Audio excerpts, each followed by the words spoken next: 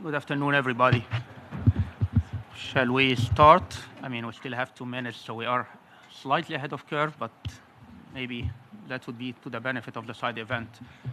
So let me start, if you allow me. So let me first introduce myself. I'm Amri Noor. I'm the Chief of Data Innovation and Capacity Branch at the UN Statistical Division. We are really have the honor and proud to co-host this event with our main partners, obviously, from JSTAT, represented here by Dr. Mohammed Al-Rashid, all right, on behalf of Dr. Fahd Al-Dosari, who is also the co-chair of the Working Group on Data Governance, and Marie Ulayarko, and who is also from Stats Finland, who is the second co-chair of the Working Group on Data Governance as well. And I also would like to acknowledge the support of the Permanent Mission of Saudi Arabia in making this event happening. So we are grateful for this as well in this kind of challenging context even of arranging such events sometimes. So thanks for all the partners, and thank you for being here with us. And I see also there is a good turnout during this lunchtime, which is also a testimony to the importance of the issue of data governance, which we are discussing here. So this is going, I understand it's a hybrid side event. So also we have some participants online, and we welcome them as well, and we thank them for their interest. So I think, as I said, data governance is becoming increasingly central to the work of national statistical systems, and the countries are seeking to make better use of data for multiple sources now, while safeguarding trust, quality, confidentiality, and responsible use. And I think we heard quite a bit of that during the Friday seminar in relation to the AI readiness, and the issue of trust came repeatedly, actually, in this discussion. I attended other forums and side events as well, and again, the issue of trust and the quality of data and that is made available to the users came repeatedly. But I think also, in addition to the trust in what we provide to the users, I think there is also building the trust within our own community of statisticians as well, and in the use of modern technology and the AI and so on. And I think this issue came as well several times. So I think, again, the data governance is pretty much at the heart of the discussions now, and this whole discussion that we had on AI kind of builds in an important element of the broader ecosystem of data governance, for which the National Statistical Office says obviously will be at the heart in playing also a major stewardship role for all this.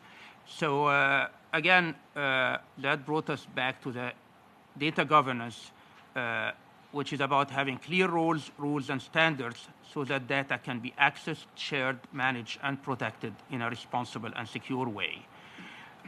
This side event is a practical exchange ahead of the Commission's discussion under Agenda Item 3J. So it paved the way for this formal discussion, and I hope it will provide some insights about the work of the working group, which I had the honor of accompanying from the start with the two co-chairs, and the strides that were made in really a short time under the leadership of the two co-chairs. We are much appreciative to that in UNSD, whether it's a survey that turned around, all right, and I would appreciate the responses that we received from more than 111 responses in really a very good time, within a month or something, all right, and the analysis that has been made after that, which is reflected in details, as you know, in a background document before the Commission. And that survey actually provided a very solid basis, hopefully, for our discussion, but for the future work as well of the working group. As you know, the working group is going to be, and I think Mohammed is going to address this in more detail, so I'm not going to dwell much in that. But we have some specific 6 work streams identified, cluster within 3 clusters of work. And as I say, we look forward to your contributions to this conversation. All this will hopefully lead to our ultimate objective of having a framework for data governance within 2 years' time frame, all right, and also accompanied by a glossary of key terms, all right, that will accompany this as well. So let me briefly highlight the structure of the session. We will begin with opening remarks from Mohammed Al-Rashid on behalf of Dr. Fahd Al-Dosari, followed by a panel discussion with country representative and partners. And I would like to acknowledge all our speakers here and thank you very much for being with us, all of you. And then we'll open the floor for an interactive discussion, and we'll conclude with closing reflections and next steps led by Marie. This is meant to be interactive, so we'd encourage really an interactive discussion with the floor, and hopefully we'll have enough time for that to proceed.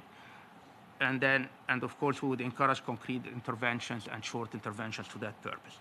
So I wish you a fruitful and productive side event, and I look forward to the discussion. And I now have the pleasure to hand over to Mohammed Al-Rashid on behalf of Fahd Al-Dosari, co-chair of the working group, for his opening remarks. Mohammed, please. Thank you, Mr. Amr. Good afternoon, distinguished delegates and colleagues. It's a pleasure to welcome you to this side event and to see such a strong interest in the topic of data governance. Allow me to give a brief recall to the context. The Statistical Commission has been discussing data governance for several years, including the Friday seminar, as mentioned by Amr, on emerging issues. At the 56th session, the Commission supported the establishment of the working group with a clear focus on data governance in relation to official statistics. So our ambition is practical.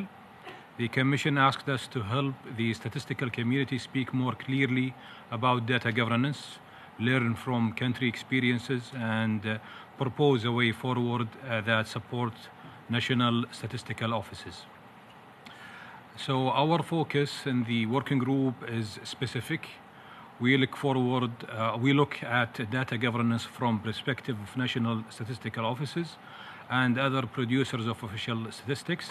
And our goal is to identify common functions and practical options that can help countries strengthen governance arrangements while protecting trust, confidentiality, and quality, and enable responsible innovation. In practical terms, we are working toward two key outputs: and a proposed data governance framework for official statistics, and a shared glossary for data governance to be coherent and usable. So how we have worked so far, since the working group was established, we have worked in an open and inclusive manner. We welcome an input from national statistical offices and relevant stakeholders. From the beginning, we agreed that this work should be grounded in evidence, not assumptions. That is why we conducted the global survey on data governance and the national statistical system in the last quarter of 2025. So a few words on the process. The questionnaire was developed through several rounds of consultation within the working group and with experts from the Secretariat. It included 28 questions across 5 sections, covering the national statistical system, the broader national data ecosystem, and its governance, legal, and institutional framework. Also, resources and capacity, international cooperation, and good practices and lessons learned. We also included open-ended questions specifically to capture country examples and lessons learned from knowledge sharing. The survey, as mentioned by Amr, the survey received 111 responses. The report to the Statistical Commission summarizes the result based on responses from 108 member states. At the same time, the survey also showed that responses rate were below the overall average in some regions and groups. This is the reason why we are making an extra effort to broaden participation and ensure stronger regional balance. So if you allow me to give or share a few headline messages from the survey without getting into details. First, the survey shows that many countries have a solid baseline and legal institutional foundation for their national statistical system. That foundation matters because it provides the institutional clarity, legitimacy, on which the further improvement can be built. Secondly, the baseline foundation does not always extend to a newer data landscape. In practice, many countries are advancing through a broader mandate, pilot, or while legal and policy frameworks is catching up. Thirdly, even where the legal door is open, implementation is uneven, and often constrained countries report that are moving from pilot to sustained production remains difficult. Standards are not consistently applied across the border data ecosystem, and the survey highlights as well a broader governance challenge, fragmentation across wider national ecosystem. Taken together, these findings point to the need for a practical, adaptable guidance that strengthens coherence, support implementation, and remains realistic across every different national context. So, building on the survey findings and consultation, we organized working group, the work into cluster to make it practical and help countries contribute based on their experiences. We have 3 clusters: policy, data management, cooperation, and capacity building. And we have 4th, a cross-cutting cluster focused on the data governance glossary. This cluster structure is simply a way to organize work and ensure coherence. It also supports participation. Countries and partners can contribute where they have expertise, experience, or interest. So, looking ahead, the working group work is clear: to continue developing the glossary through broader consultation, further develop a proposed framework based on the work stream, also strengthen the knowledge sharing through the working group webpage so that work remains practical and accessible. We will report back to the Commission in 2027 with a progress report, and we aim to submit a final report in 2028, including the proposed framework and proposed glossary. This is why today's discussion matters. We are not presenting a finished product. We are building something that should be practical and grounding in diverse national realities, and that requires your input. During the panel, the open discussion, we especially welcome concrete examples of what has worked, including governance arrangement, standards access models, partnership, and institutional coordination. Priority needs and gaps that you would like the framework to address. Also suggestions on areas where peers learning and capacity development would have the greatest impact, particularly from countries facing tight resource constraints. Your contribution today will directly influence the working group, next steps, and help us ensure that the output are relevant, realistic, and adaptable. Thank you again for your engagement, and I look forward to the discussion. Back to you, Amir. Thank you, Mr. Rashid. Thank you. Yeah, my name is Kiping Yao. I'm a statistician at the Strategic Capacity Management section. I work together with Gabriel to support this working group under the general guidelines of Mr. Amo.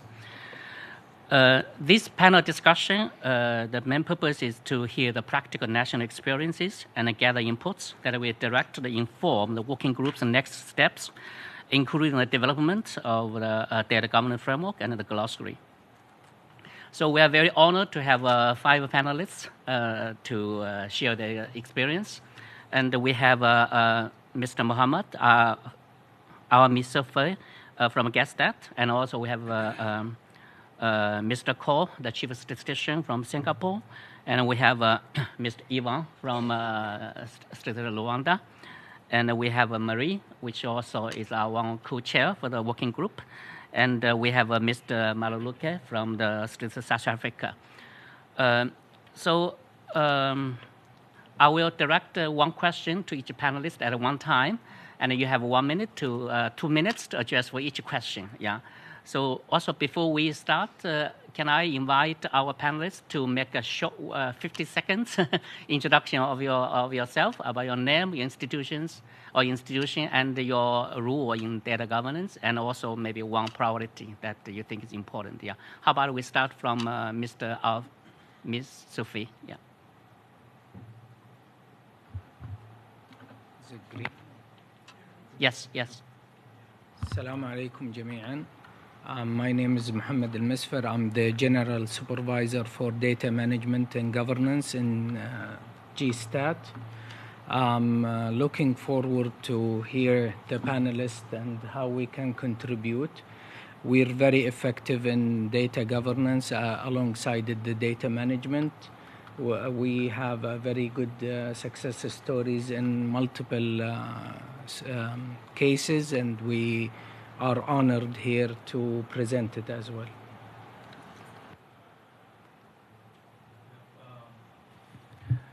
My name is Eng Chuan Koh from Singapore, and very proud and honored to be here with you, all the experts around the world. I would say that we are still learning, because AI and data governance in relation to AI is still really evolving all the time. So I hope to look forward to any of the questions that you have, and the answers that my fellow panelist members can provide. Thanks very much. Thank you. Mr. Ivan. Good afternoon. My name is Ivan Murenzi. I'm the Director General of the Statistics of Rwanda, and I'm looking forward to really key conversations on this topical matter. I think it's very timely, but yet also challenging in how we navigate it. Thank you. Marie. Thank you. So my name is Marjula Jarkko. I'm the Deputy Director General in Statistics Finland. I'm responsible for whole statistical production, and for me in here I would like to hear something about data governance from the governmental perspective of the governments or the countries. So that's something I'm looking forward to hearing. Thank you, Marie. Mr. Maraluka. Yeah. My name is Rusenga Maruleka. I'm the Statistician General of South Africa. I have a responsibility to put together a coordinated effort of the entire national system of statistics, but from an official point of view. And my biggest interest in our discussions would be to pick up what is it that we're looking at beyond the work of official statistics, because there will be a lot of emerging players. We may think of them now, but in the nearest future, in the next 2 years, things will change quite drastically. Thanks. Thank you. Let me start with the practical country lanes on where to start and what helps build momentum on data governance. For this question, I would like to invite Mr. Ivan to address. The question is, could you briefly describe Rwanda's experience in advancing data governance? What were your first concrete steps, and what key challenges have you encountered so far? Mr. Ivan. Yeah, thank you. I'm going to share maybe by starting by sharing a reality we faced about 2 years and a half ago. We had a situation where our Ministry of ICT, brilliant minister, who is so much spearheading lots of efforts around technology and AI, realized that data is very critical in the effort and the direction she has. And so she sponsored a policy on data sharing. And this policy was moved across through government and reached at the Prime Minister's office. When this policy was reached there, they were asked, have you consulted the statistics office? Have you involved the statistics office? And we hadn't actually been involved. So there we are, where there are emerging key people in government and across who are very interested in this matter of data and actually are beginning to have a stake in determining the direction of things. Anyhow, we were involved, and we had to engage vigorously to realign what we thought were the key things that actually such a policy should have. In the end, to cut the story short, the policy changed drastically. We had inputs of various colleagues, even at the UN Statistics Division. And it turned around, and we managed to have the Statistics Office considered as the steward on anything to do with data. Now, to us, that's a big milestone. But I would say along that journey, we had to be cautious. We had to be cautious in how we proactively engage the Ministry of ICT in addition to other institutions in charge of technology, because technology is the key factor here, the evolving technology, and the digitization of government services and digital public infrastructure, which generates all this information that we need to give guidance to and ensure that it's being captured in the right way so that we can use it rightly. And therefore, we are not fully in control. If you think about it as statistics offices, we have to work closely with these other partners. So we've started a journey. We've started a journey based on this policy. And the journey, what we've realized is that we have to bring those other colleagues on the table. It's no longer us just directing things, but we have to do it in a consultative way, show their strength. Their strength is technology. Their strength is building systems, but show them that we have our strength as well when it comes to the right way you capture information, why you capture information, the standards you follow. And so we've embarked on this journey of where we have data standards across various sectors, and we have teams working together. We have teams working together. We are revisiting some of the administrative systems that we have and seeing if the data that they are capturing is being captured in the right way. But we have also agreed for any new systems, we have to have our input in how they are designed. And then we are moving on to other phases of single identification across systems for comparability. I think my summary of the progress and the challenge is that we as Director Generals and Heads of Statistics are realizing that we cannot just stay as technical people.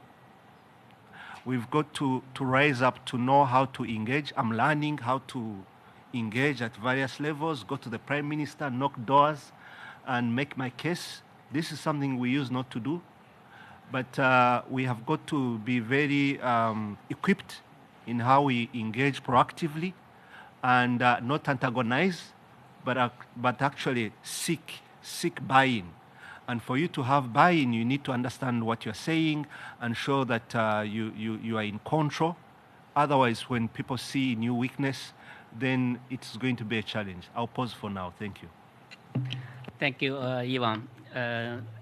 You highlighted the importance of collaboration and also the strength of different sectors. It's a very important point. Yeah.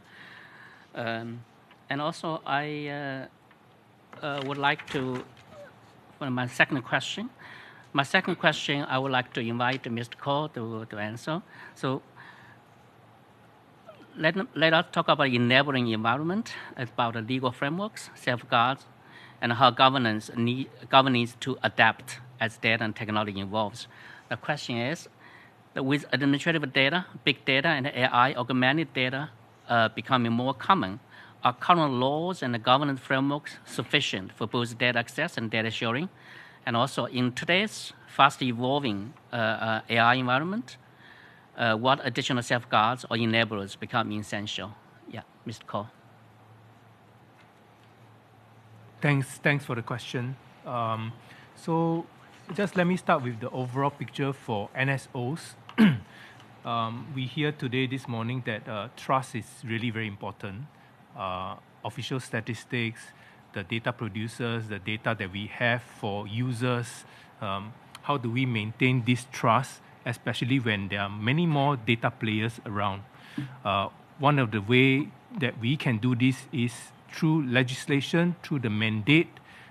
So what we did in Singapore was in 2010, we reviewed our mandate, our legislation, to see whether it covers all the administrative data that we can have, how we share out the data, microdata, and that kind of thing. So we did that. That's the first step.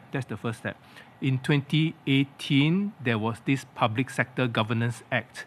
So this goes beyond the production of official stats into what we call the Trusted Data Intermediary. I think some of you may have heard that before, TDIs. In Singapore, we call it the Trusted Center.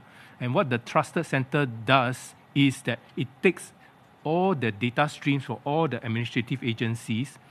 We call it the single sources of truth. Some of you may have that too.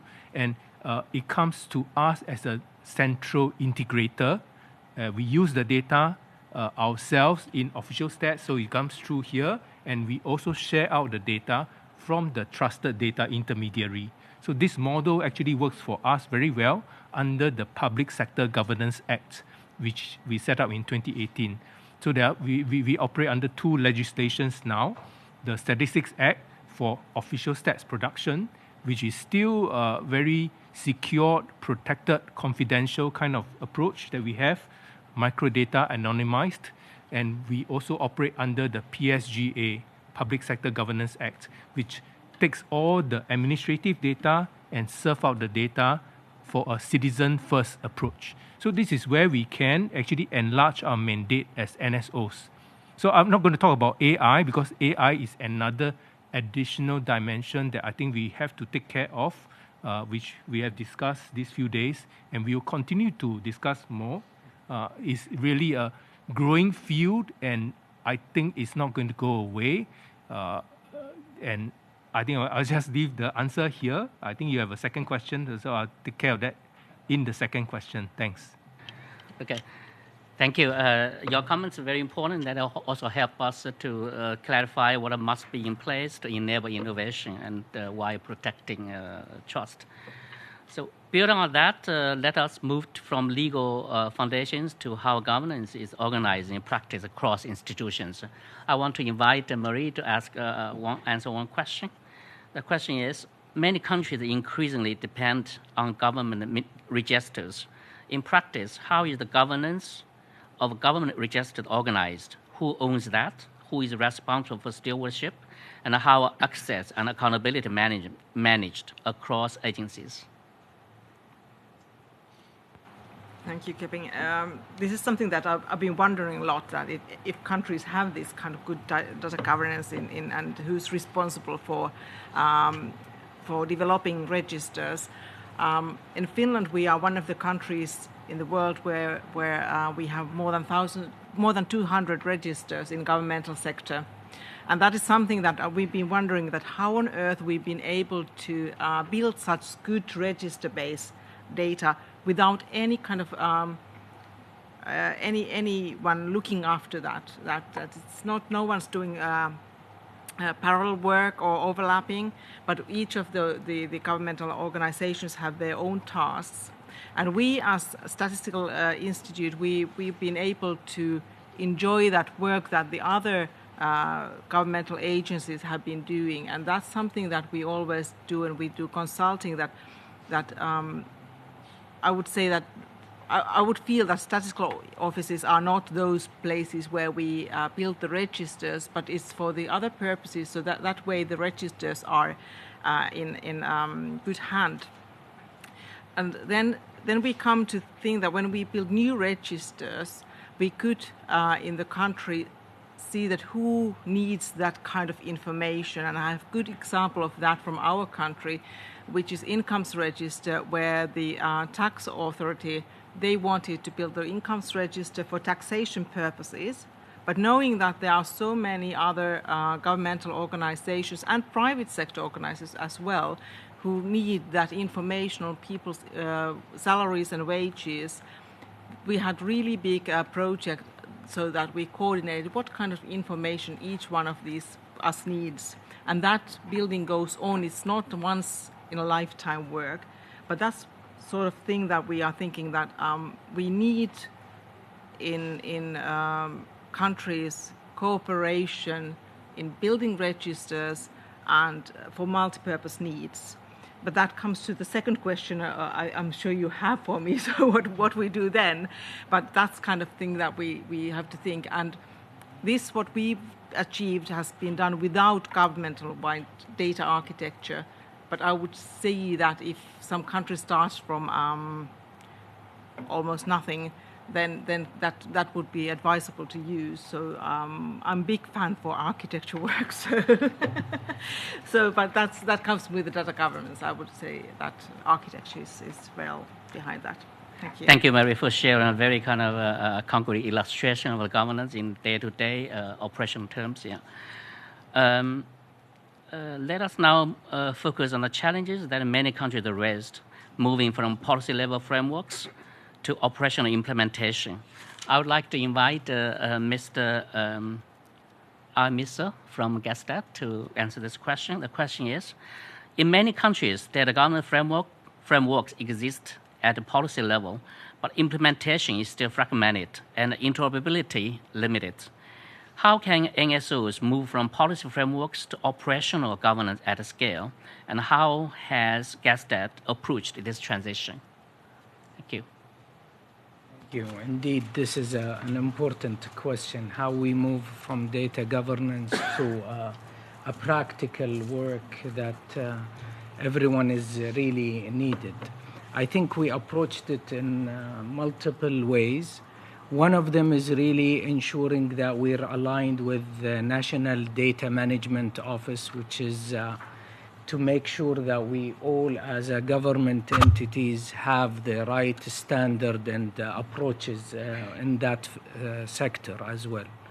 The second was actually the admin data, how we incorporate admin data and move from the survey traditional way into that perspective. A third element was the data steward program that we introduced and make it as a more product. So data stewards were the ones who are accountable for the whole data journey. And the fourth was how we govern through the practical work as more of automation rather than really standardizing that approach. So those four pillars extremely did very well in our journey, especially for the past 2 years, to make automation and data governance improved dramatically.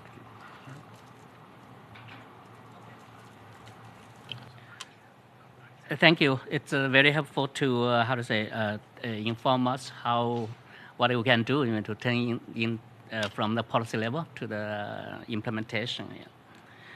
I would like to now bring the discussion back to trust and the foundations that it must hold, regardless of the governance model. I would like to invite Mr. Maruluka to address this question. The question is, from South Africa's experience, what governance foundations should be non-negotiable in a data governance framework for official statistics? And what happens, particularly for public trust and for the people official statistics are meant to serve when those foundations are missing? Mr. Maruluka. Let us start by saying that we are not creating data governance for ourselves. We are not creating statistical systems for ourselves. And half the time when we meet and sit amongst ourselves and have discussions, we are led by technical debates.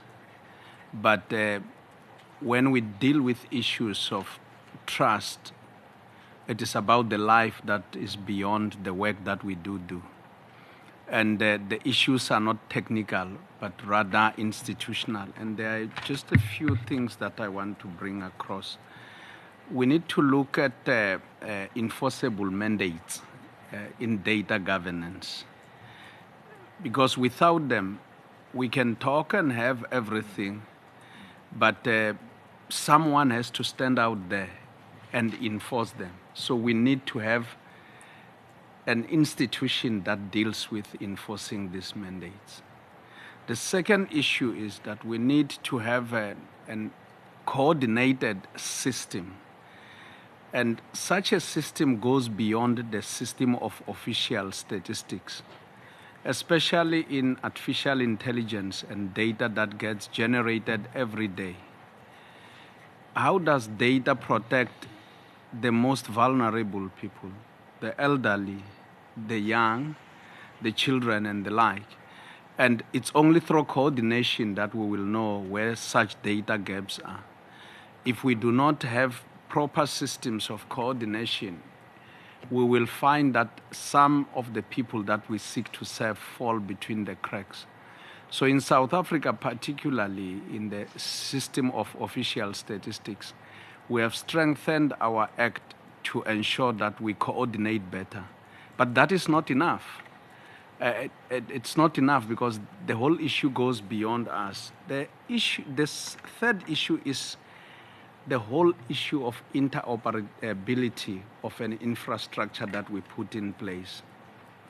And that will mean that we will have to meet with other people in the academia, people that are in the private sector. They hold a lot of data. So one of the things that is happening in our civil registration in South Africa, and as a pilot, is that we have the banks that have come in, and they are assisting a lot in making sure that people can have ID documents, identification documents, and passports. But it doesn't end there. Their interest has to do with business. What happens the day they close shop and they leave with such data, because such data, they hold it for competitive purposes. And when they use it for competition, it means that they can't share all. So it is critical that through interoperability, we are able to pick up all the issues we need to share into governance. The last point is public trust. Public trust we cannot start with it. We have to earn it. If we who sit in meetings by virtue of our institutions and the authority of our institutions think that we have trust, we have actually misplaced trust. We must go out there. What happens to a woman who wakes up every morning, who is not picked up in, for example, in the GDP itself? What does it mean when we release numbers? What does it mean to regular life of children skipping off to school? When they start understanding the role that we put in place in governance, then we will earn our trust. I thank you. Thank you, Mr. Maruluka, for highlighting the importance of the public trust in the data governance setting. Yeah. Let us now turn to the practical building blocks that frequently determine whether governance works in practice. I would like to invite Mr. Ivan to address this question. The question is, from an implementation point of view, what helps most in building interoperability? Either there are common standards, common vocabulary and metadata, or formal coordination mechanisms. Where do countries most often get stuck?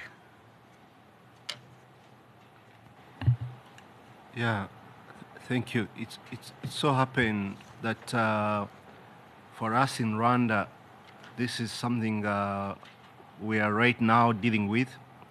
And when we analyze the challenges, that one, there was mass effort over the past years to digitize different programs, activities, services, but everything was looked at from efficiency providing service.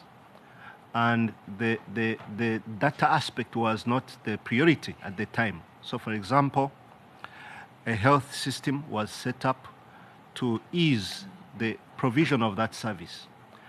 But the way the information is captured and the standards therein was not the priority at the time. So we are going back to revisit that and see the harmony in how basic information is being captured. And the other challenge that we are dealing with is the interoperability Rusenga mentioned is hinged on the absence of a unique identifiers that are consistent across systems. So for example, a child is born in hospital, is issued a birth certificate, and the identifier they get at that time is not the same identifier that's consistently used anywhere else in education. In every other system has its ID that they assign. So that becomes a challenge to connect these systems. And so what we are working on right now is with the National ID Office, for unique identifier of people, address, obviously, unique identifier of business. So this is probably something many countries have achieved already, but I would think that for many countries, at least in Africa, that's an inherent challenge. A unique identifier which is used across from when someone is born for all their life.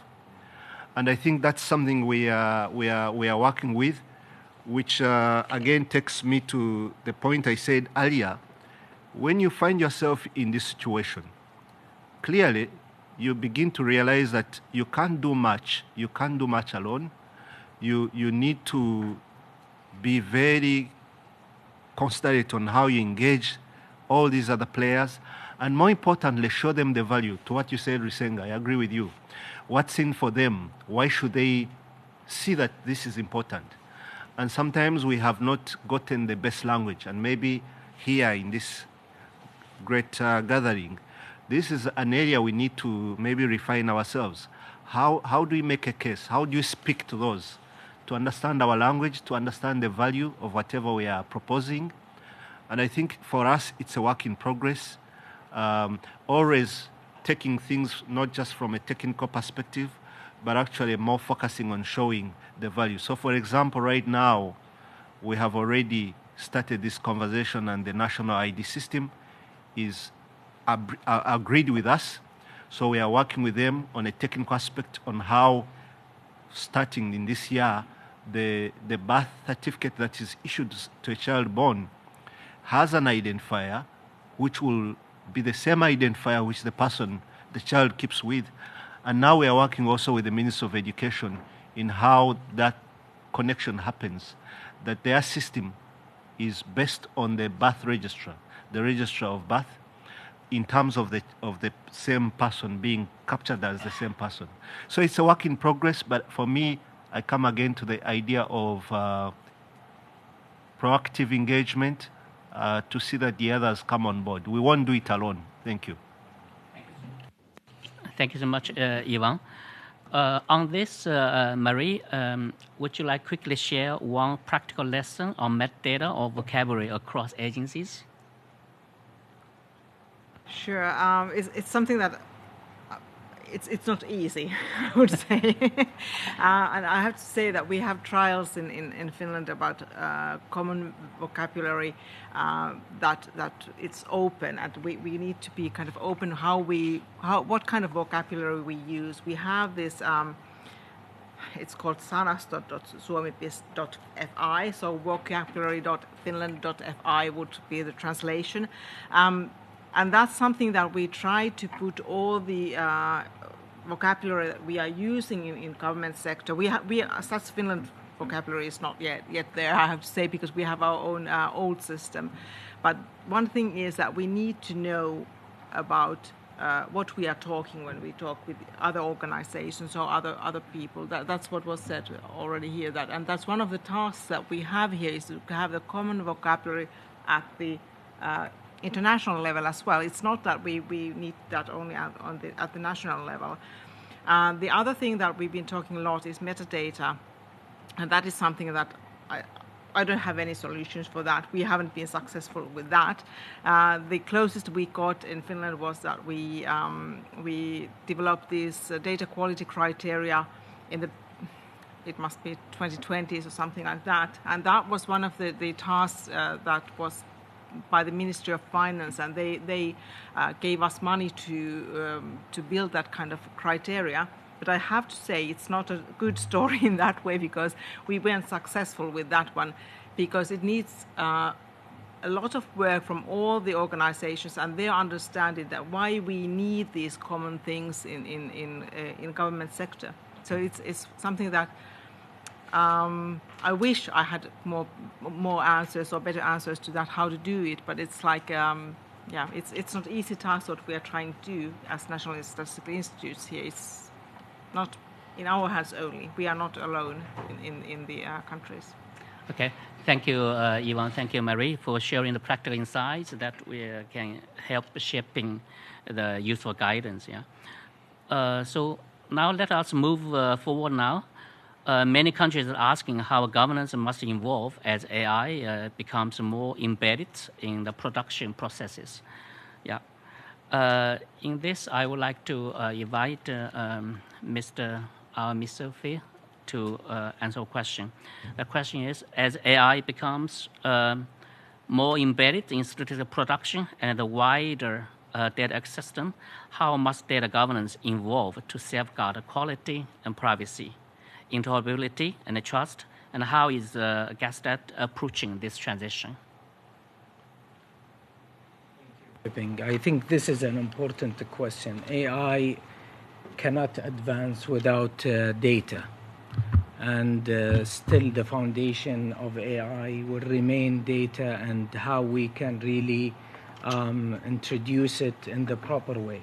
So I think with Mary's point, metadata is a fundamental ask for the AI. And this is one of the first key elements that we worked heavily to enhance our metadata and our systems. Secondly, we also incorporated the computing elements with a proper governance and reusability linkage. So that also have enabled our AI story in a good way. In addition, because of a good progress in our pilot, we now did a full AI strategy to GSTAT with 82 use cases and initiatives. And we also put it into categories of visibility and impact. And now we're progressing on two use cases is already going to be finished in this quarter, alongside 12 other initiatives that will be completed by this year. One important aspect is actually the trust that we need to be cautious about. As an NSOs, we need to remain doing what we are supposed to do and build the trust for the whole society. So that's from our side. Thank you so much for highlighting the importance of keeping governance feature-oriented without losing the core safeguards. Also, this morning, we just discussed about setting up the Citigroup on AI readiness. So, and also, may I ask Mr. Ivan to say a few words how the newly set up working group can contribute this working group on data governance, and of course, I mean, your office also hosting the hub on big data and data science. Yeah, Mr. Ivan. Yeah, thank you. I see a big connection to the two. I think the data governance for me remains as the top umbrella in everything that we are going to pursue going forward, whether the Citigroup on AI, because there will be a strong connection between the two. And the idea of the Citigroup is to recognize that there are several ideas happening in different regions or countries or institutions, we know, like the IMF and the World Bank. How do we synthesize those ideas and see them applied to various countries at different levels, recognizing their context? And the idea that it's going to be based in Kigali makes it even more relevant in the sense that in the past we've seen that such meaningful ideas, the global south comes at the end. And the essence here was that we are there from the start of the conversations, and our context and our ideas are actually reflected in whatever thoughts that are being discussed.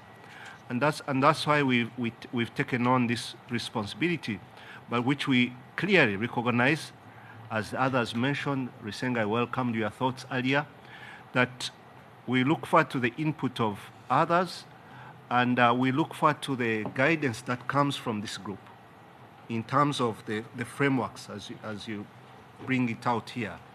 And so the ideas also that are coming from various countries, I think the statistics community, here we have a moment in history where we can choose to put other things aside and really work together as scientists, as professionals. And I think history will judge us 10 years from now in how we harmonized, in how we were intentional to collaborate and share ideas. Many countries are doing fantastic things, but it really, in this community, would be meaningless if Rwanda, we are onto something meaningful and we can't share it with Tanzania or we can't share it with someone else. Likewise, from north to south. So I call upon all of us that I was earlier reaching out to my fellow DG in Singapore and saying, you know, what you're doing is critical. We want you to bring those ideas. And he committed to that. But I think this is the message I can give here, that as scientists, we can be different from other groups, the political groups and the others. Thank you. Thank you so much for sharing insights and committed the collaboration between these two groups. Yeah. Yeah. Thank you. Yeah. I would like to close the panel discussion with one forward-looking message for the working group and to the Commission. In this regard, I would like to invite Mr. Maruleka to give us a kind of one message as the framework and glossary are developed, and what is the single most important thing we should get right. Yeah. Let me start off by saying that when you look at the Global Working Group, it has surveyed about 108 countries, and it has gone through 6 work streams. And a lot of wealth of data has come through. But one of the things we are picking up is that we cannot leave developing nations behind. Because developing nations should not just be receiving the agenda, they must help shape it. And that becomes a lot more critical, because when you look at solutions that are well designed, every well-resourced system, whether it comes from well-resourced countries, it can create solutions, but solutions should not be transferred. They must be shared equally so that we can define our well-being closely together. And the last message I want to put across with that is that can we afford to have technical soundness that ventures away from being transformative? Any technological soundness, any technical soundness that leaves a people or a group of a people based on their advantage of wealth ventures far away from what we have put in the post-2015 development agenda, where we said we will leave no one behind. And in this regard, let us make sure that as we provide tools for governance, we work together, because governance doesn't matter whether you have resources or not. When it lacks, it will eat us all. I thank you. Thank you so much, Mr. Maruleka, for your insights on how we can carry forward our work. Yeah. So thank you all to all the panelists for your concise and practical inputs. So we'll now move to the interactive segment. I would like to invite the participants in the room or online to share your comments and questions. Please keep your interventions brief and focus on one point or one question so we can have a maximized interaction. I will now hand over the floor to Mr. Gabriel Gomez, the Chief of the Strategic Capacity Management Section, who will facilitate the discussion with the audience and direct questions to the panelists if needed. Yeah. Thank you very much, KP. Thank you very much, KP, and thank you very much, panelists. It's not over. You will get questions. Don't think it's already over. And you, I mean, you can make my job very easy if you have a lot of questions. or more complicated if I have to come with additional questions. So please make my life as easy as possible. And I wanted maybe just to mention also with the last intervention from Risenga, yes, governance, sound governance can also help capacity development. When we can identify in a country, and we know that in a country the statistical office has a clear role in data governance, it's easier also to deliver. But governance is also important internationally because we need, and I think we can, deliver better in the future. And I think this was also your message, right? How can we govern ourselves better to deliver? But now I open the floor to the participants. I know that we have also participants online. It's going to be a little bit more complicated to get them, but let's start with the room here. Please, who has a question? And if you want to address a question to a specific panelist, you can mention it after introducing yourself. And if it's a general question, go ahead with the general question. And we will let them spontaneously answer your question. Please, who wants to start?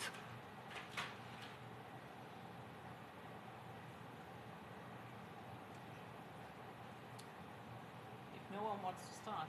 Yes, I know. It's always the first one, right? Someone has to start. Thank you very much. I'm about to go, but I'll ask Eng Chuan. What was the driver for the Public Sector Act change? Was it you guys or someone else that was driving this change that allowed the setting up of TDIs?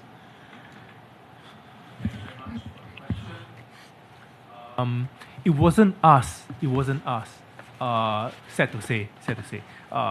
It was actually the digital part of government, which I think many of you will face because digitalization, use of AI, machine learning, it's all happening everywhere. But in the days in 2015 and so on, the Singapore government saw that there's a need to somehow amalgamate all the administrative data that's residing everywhere to serve the citizens first. So that's the motto at that time, citizens at the heart of delivery, government administration. And when they were reviewing the law, we raised our hands to be inside. So guys, you have to be bold, you have to be inside. Because if you're not inside when these things happen, you'll be left out. So to answer your question, we were inside, we were looking at how the legislation was being changed, amended, refined, many rounds, because politically it was quite a difficult thing to carry. It needs to get the trust of the citizens, especially that government administration is sharing data together, so there's a bit like a big brother kind of thing. And then after that, you'll feel the benefits coming to you because you just need to report to government certain things at one time and everybody else knows, and you can get the services delivered to you without any more data inputs to us. So I think I went on a little bit too much, but get yourself involved. We were involved. And when the trusted data intermediary concept came about, they were looking around. So to be honest, besides the NSO, it could well be the digital part of the government that's putting itself up and forming a data center to serve citizens, right? So it's either the NSO with all the foundational knowledge of big database management, cleaning data, or it could be the digital government that's doing all these data centers. So thankfully, we are in the game. We have stepped up, and thank you so much for the question so that I can sell myself. Thanks very much. Thank you very much. It's very interesting, right? Because the next question could be also why in Singapore immediately they thought about the National Statistical Office, and maybe in other countries they don't. So I don't know if people here can, the panelists can just develop a little bit further why spontaneously in some countries you would go to the National Statistical Office saying this is a center of excellence, and in some countries for a reason or another they forget the National Statistical Office. Marie? That's a really good question in the way that I think that in many countries, National Statistical Office is thought as water from the tap. we put figures out, and nobody thinks that what is behind the work, all the work we're doing at the office. We gave a few weeks ago news that we are cutting our statistical production down because of the budget cuts. And then I was reading some of the social media comments on that, and there was they said, how on earth there can be 600 people working on 140 statistics or something like that.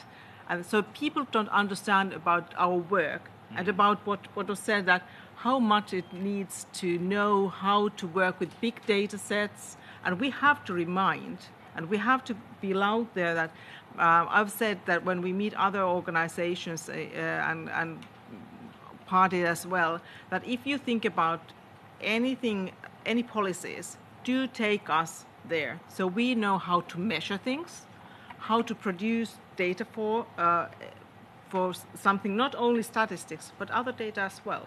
So that's something that we have to think about. That goes to another working group mandate already, that what is actually our position in the countries? Are we just producing the tap from the water? Nobody cares unless it's really spoiled. Then they, of course, care about it. But as we come and we are trustful and the data is correct, or at least they trust it, nobody kind of cares about us. But we have to raise ourselves more awareness about our people's capacities that we have. Thank you very much, Marie. It's true that many think, and even among the international community, that our role is to collect data. And we don't just collect data, right? We process data, we analyze data, and eventually we disseminate data to address the needs of our users, right? Maybe someone else want to react also on that. Yes, please, Risenga. There is a difference between being designated as a center of excellence first and earning that space. And I want to take us a little back in history.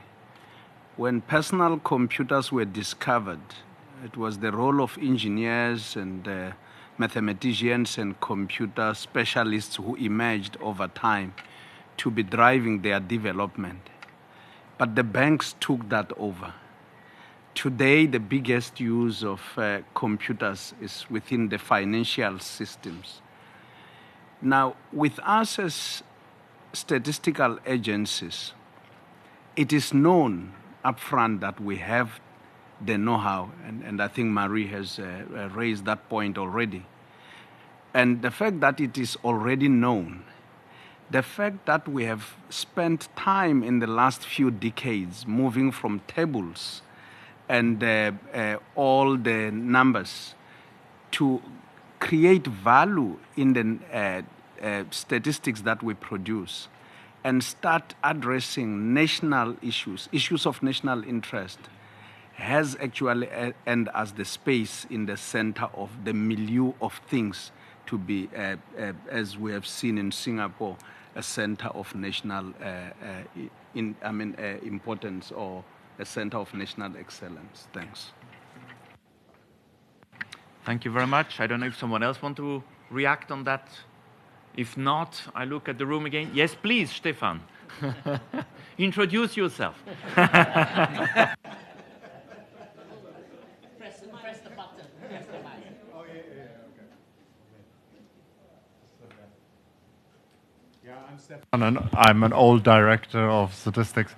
Three quick points. Number one, a congratulations to everybody in the room, because we have come a long way. I was part of this game, and we've been talking about data governance in different kinds of shapes and forms and side events and working groups for quite a while, and now we've made a lot of progress. So thank you for that. My second point is a bit of a question. Is when I reflect on data governance, I always feel it's a little bit of a carrot and stick game. Because governance, of course, you think about laws and regulations and so on and so forth, and there has to be, of course, a legal framework. A statistical office cannot operate without having some bite. But of course, I heard a lot of you also saying we have to talk to our partners and entice them to work with us, and what is in for them when you talk to a partner and so on, so to get them to the table. So that I was thinking, I wanted to have your thoughts about this careful balance, how much of a stick and carrot game is it, and so on and so forth. Perhaps I was using this morning the stupid example.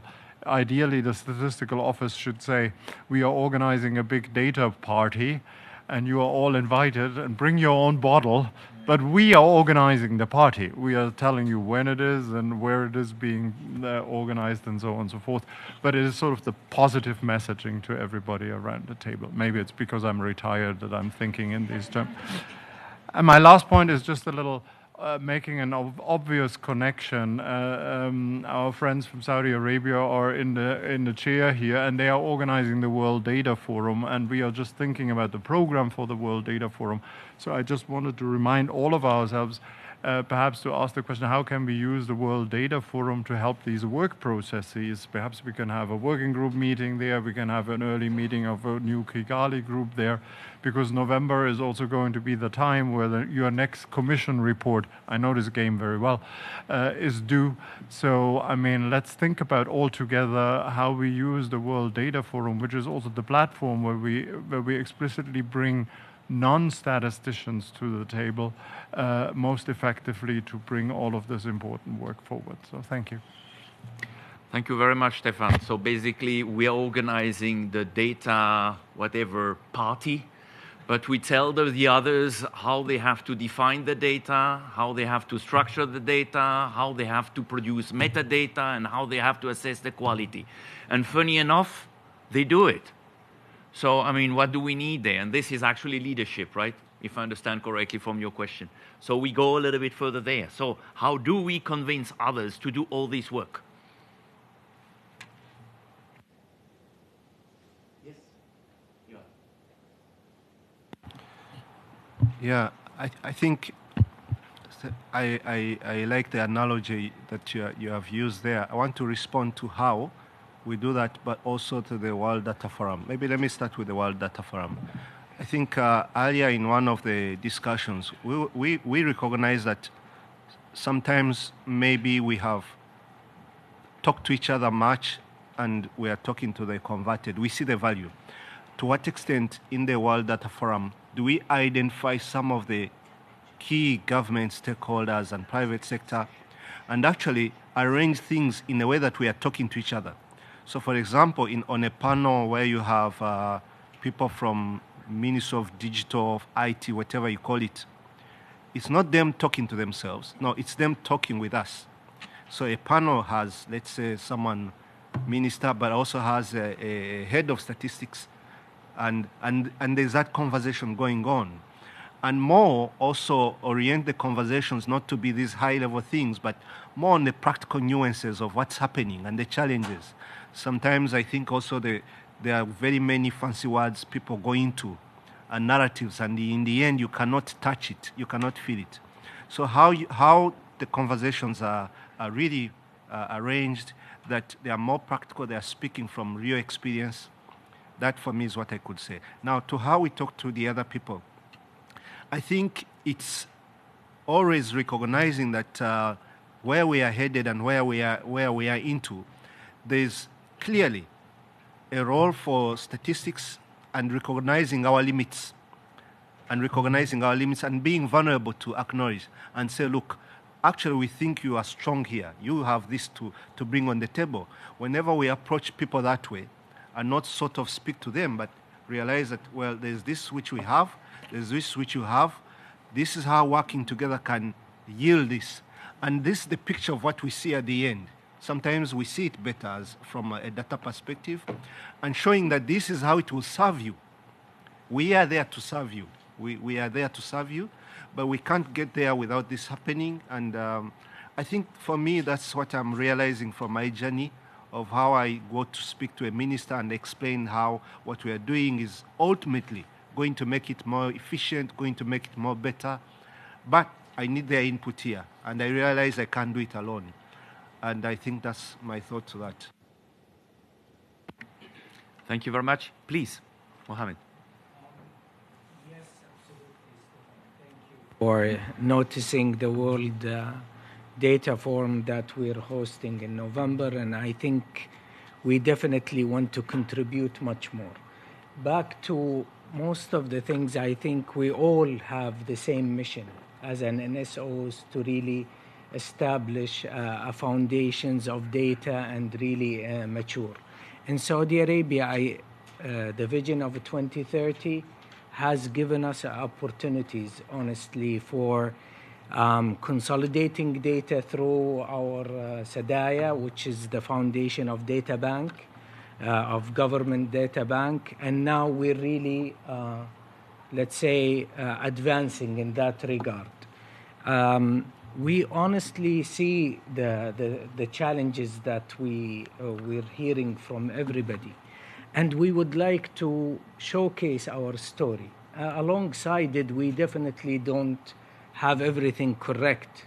And we are learning by data quality, by all of the metadata issues that we found. But I think we're very open to showcase ourselves and also learn from others alongside this journey of data governance and AI that we are moving ahead. Yes, please. Eng Chuan. To add on to my colleagues, I think we have to make ourselves relevant to our stakeholders, right? So how do we make ourselves relevant? So maybe I just bring back to the point where we were talking about AI, and actually in 2019, we started the ML project, if you remember, machine learning. So we use machine learning for coding in the sensors, coding occupations, coding industry. So that's the precursor to AI. And you teach the machine to learn. If you key in a certain description, it will auto-code for you. So that's the thing. We started with a lot of digital transformation in the 2020s. And the AI came about, and you heard of the term, let 1,000 flowers bloom. But you need to prune your garden. You need to cut out the weeds. So that's the thing about what we are doing now. We still have the same number of resources. The staff strength has not grown, but we have young ones coming to join us, and they are really LLM trained, RAG trained, and all kinds of things, Python coding. And we use them to let them think through the whole data value chain. Where can AI come into play? So we have the AI playbook. So maybe you talk about governance. We have the AI playbook. What does it mean? It means that we are moving from a product, from a proof of concept to a proof of value. And then after that, once you have a proof of value, you get resources to scale up to WOG. What does WOG mean? It means whole of government. So this where we are. AI playbook move from proof of concept, which is a small sandbox kind of a playbook thing, move it all the way to whole of government where you can scale up. When you can scale up to the whole of government, they actually do see the value of what you are doing. And that's how we connect with our stakeholders. Some of the examples that we have population projections as a module. So what the ministers, what the stakeholders, policy officers, they just key in the number of migrants that they want, the fertility rate they are looking at, they just key in some of these parameters and pop. The whole population pyramid comes out all the way to 2040, 2050, and is instantaneous for them. You have heard about life expectancy. If you key in something, it comes out how much longer are you supposed to live or can live. You've heard about Sandra that we have, which is a web script, which is a web tool, web AI bot, where you just key in, you say you want CPI, and it gives you all the charts out there, and it doesn't hallucinate. So this is the other thing about AI playbook. We have standards and structures and ethics so that every data is reproducible. That's one of the key things. So we have all these products that are lined up from the data collection, web scraping, all the way to data dissemination. Some are in beta stage, some are not. Some are still consolidation stage, I would say, because many flowers are blooming. We are trying to prune them and cascade them and put them together in one garden plot so that we save resources. So that's the strategy that we have in terms of governing AI. I thought we want to come back to the point about governance. Thank you so much. And also engaging the stakeholders. Thanks very much. Back to leadership. I don't know. I'm looking at our technician. Can we be 5 minutes late? 5. 5. It's okay.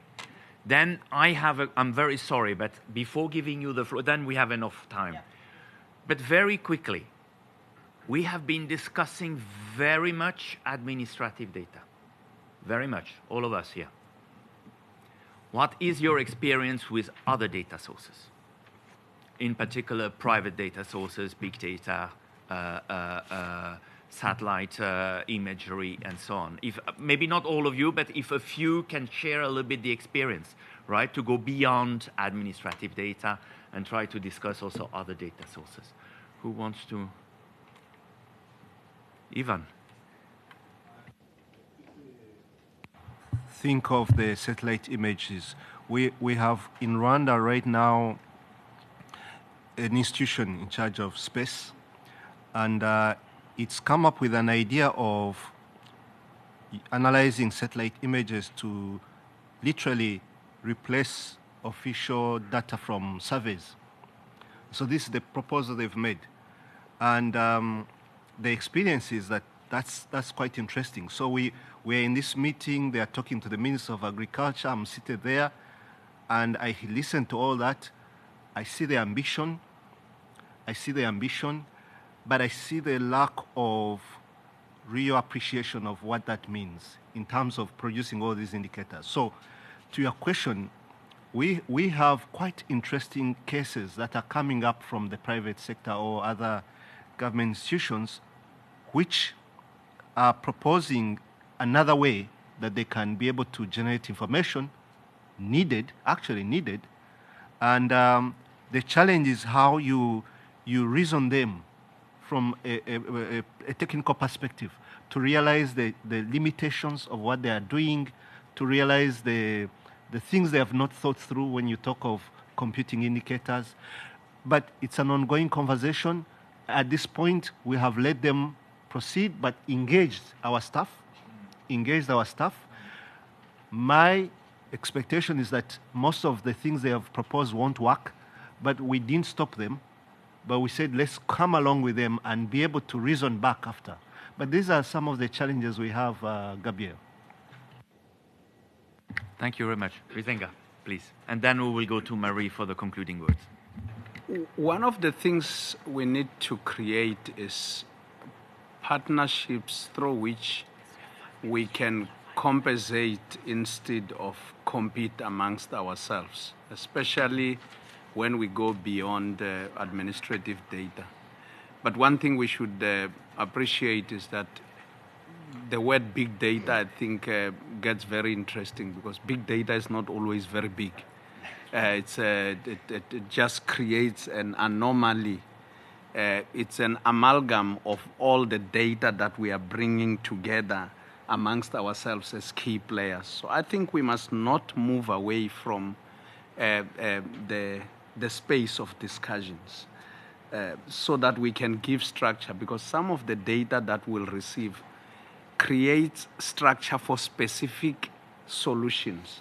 The benefit of national statistical offices, because of the independence, is that we create solutions for all.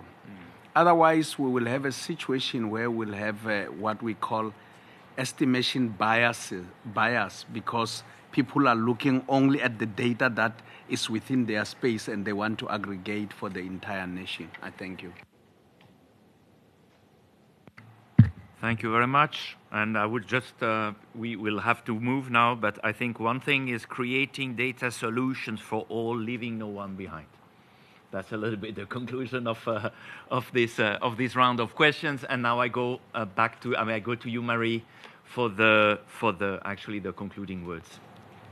Thank you, Gabriel. And that kind of where I was about to start, that I think when we talk about data governance, it's something, it's not simple thing we are talking about. I think what I've heard here is that we are going there and there, and it's kind of everywhere, and we don't know how to kind of even handle this thing. And I think that what we need to think when I'm thinking of how our work in a working group, that we don't need to target to perfect thing. We need to go something that's small steps, something workable, something good enough for the first try. And fit for purpose is something I always say, that we don't need to define everything to the point, to the T there, but we need to think what we need to do. So it's fit for purpose, but we have to kind of step back. And I was looking at the expectations that we had for this side event, and I think we kind of filled them quite well. We got good examples from our panelists. Thank you to you for sharing all the national experience you have had, and I hope that that enhanced the understanding of our people here, or the participants here. So thank you for that. I think we also there improved our understanding of the different experience that we had and the challenges. So that's something that we could talk more and more about, how challenging things are in countries. One thing we didn't go is that we wanted to receive expressions of interest from member states and partners to contribute to the working group. So that's what I'm still here wishing, that if anyone here present in here or online would like to participate in our work, our task teams are open. They are not only for the members of the working group, but others can also join. Especially our task team working on work stream on cooperation and capacity building is lack of staff. I'm looking at Jana, I think she's almost the only one in that task team at the moment. I hope I have someone to there. But anyone who wants to join the work, please do let us know. And also our working group meetings are open, so you can, even not being the member of the working group, you are most welcome to listen to our working group meetings. And the last, I would, before we leave for at least some lunch or something, I would like to thank Gastad for co-chairing and being enabling to arrange this meeting, and all the panelists for good input to our discussions here. And thank you to Kepping and Gabriela, of course, and for your cooperation. It's been really a pleasure to work with you. So I think we're done here. Thank you.